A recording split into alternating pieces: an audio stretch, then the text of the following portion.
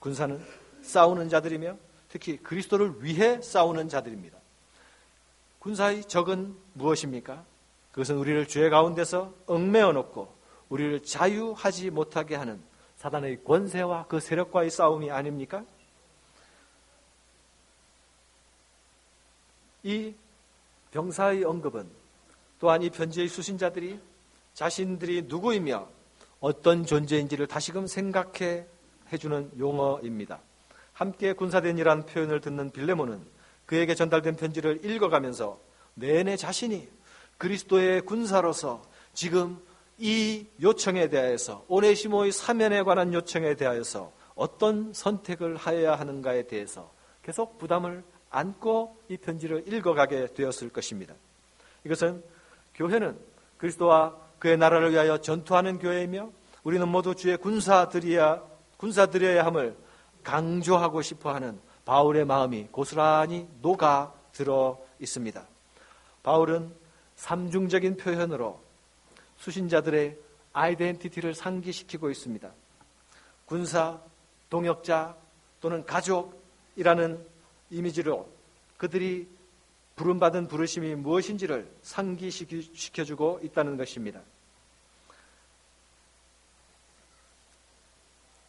동역자의 이미지를 통해서는 사실 나는 그리스도를 위하여 지금 갇혀 있거든. 이 늙은 나이에도 그리스도를 위해서 갇혀 있단 말이야 라는 메시지를 감추고 있습니다. 가족이라는 이미지 안에는 나는 지금 너의 형 또는 너의 오빠로서 이렇게 간곡하게 부탁할게. 오네시모를 가족으로 받아줘. 군사라는 말 가운데는 지금 너가 싸워야 할 싸움은 오네시모를 용서하는 이 싸움이야 라는 메시지들을 담고 있습니다. 이 편지는 한편으로 개인적인 편지이며 그러나 또 한편으로는 공적인 편지입니다. 한편으로 빌레몬에게 보내진 편지이며 또한 한편으로 빌레몬과 그 가족이 이루는 교회를 향하여 보내진 편지입니다. 2절에 보면 빌레몬과 아비아와 아기뽀와 내 집에 있는 교회에 편지하노니라고 말하고 있습니다. 이 편지는 지극히 사적인 편지의 형식을 갖추고 있지만 결코 사적인 편지가 아닙니다. 빌레몬이 한 사람을 용서하는 일은 빌레몬의 개인적인 일이면서 동시에 빌레몬이 속한 교회 공동체의 일이기 때문에 그러합니다.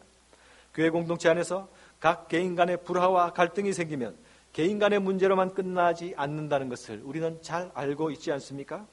그것은 곧바로 공동체의 문제로 연결됩니다. 그러므로 교회는 각 개인 간의 갈등과 긴장의 상황을 화평의 원리로 권고하고 다스려야 하는 부담을 가져야 합니다. 또한 부르심을 받은 각자들은 이 그리스도의 화평의 요구 앞에서 우리가 용서의 복음을 아는 자로, 사랑의 복음을 아는 자로 용서와 사랑의 실천의 부담을 가지고 화평을 만들어 내어야 하는 사람으로 부름받고 있는 것입니다. 당시 교회는 알다시피 가정교회 형태로 존재하고 있었습니다. 그들의 모임은 가정을 중심으로 이루어졌고 빌레몬은 자신의 집을 개방하여서 교회를 이끌어 갔습니다. 가정교회 대부분의 구성원은 너희와 같이 비천한 신분의 사람들이었습니다. 신분이 높은 사람들이 있기는 했지만 신분이 높은 사람 한 사람 밑에 그의 식솔과 가솔들로 확장되는 하층민들이 많이 달려 있었기 때문에 자연히 그 구성은 귀족들은 조금이고 신분 높은 사람들은 소수이고 하층민들이 다수를 이루는 그런 형태를 이루었습니다.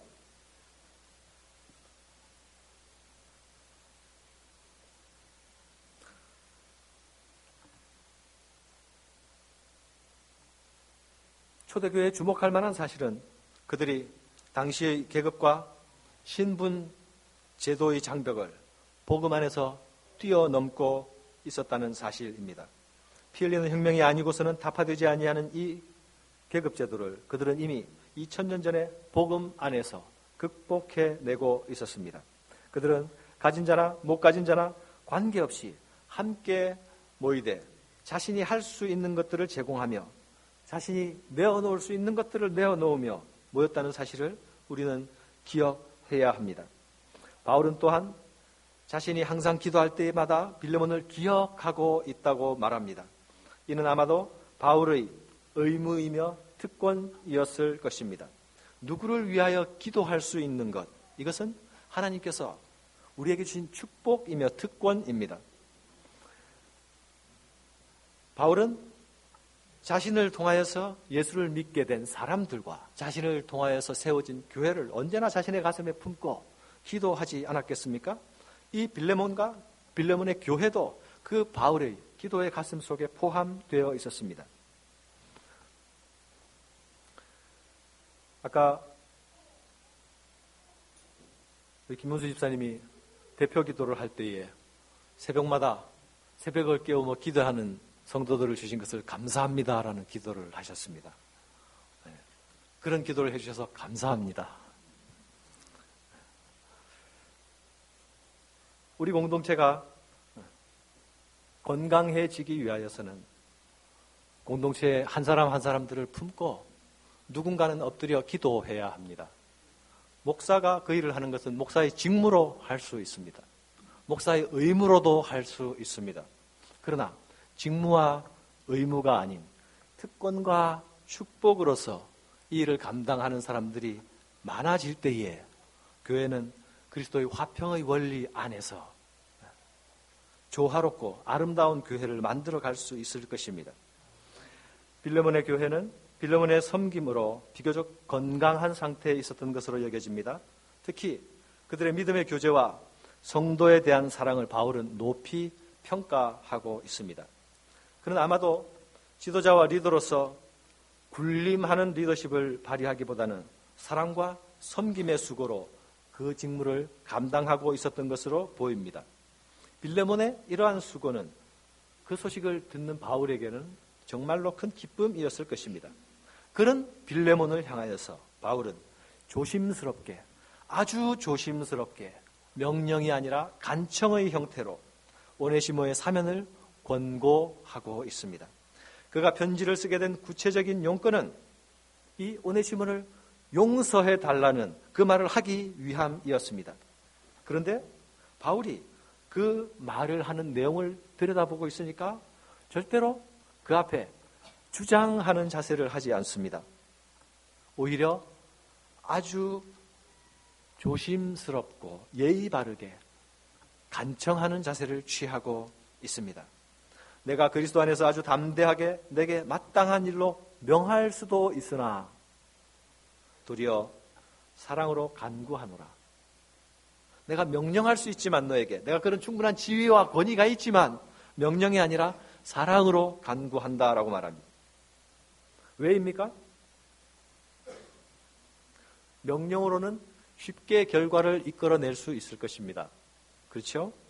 그러나 명령으로 이끌어낸 결과는 그 결과에 용서를 베푸는 사람의 온전한 수용과 온전한 순복이 없기 때문에 완전한 화평의 관계로 나아가는데 결코 명령은 도움이 되지 않습니다.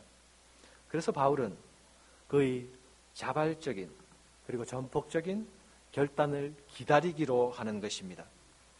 빌레몬의 성낙 없이는 아무것도 하지 않겠다고 말합니다. 바울은 그가 가진 사도적 권위로 빌레몬에게 명령할 수 있지 않겠습니까? 바울 정도 되면? 그리고 빌레몬이 바울을 모르는 것도 아니고 그를 통해서 자신이 복음을 알게 되고 그에게서 배웠고 가르침을 받았고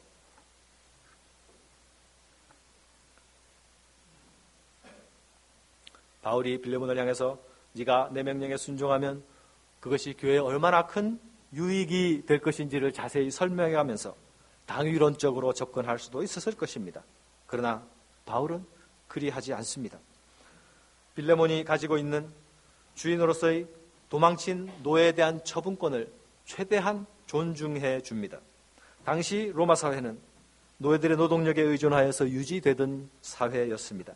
노예가 곧 생산수단이며 노예가 곧 부의 척도였습니다.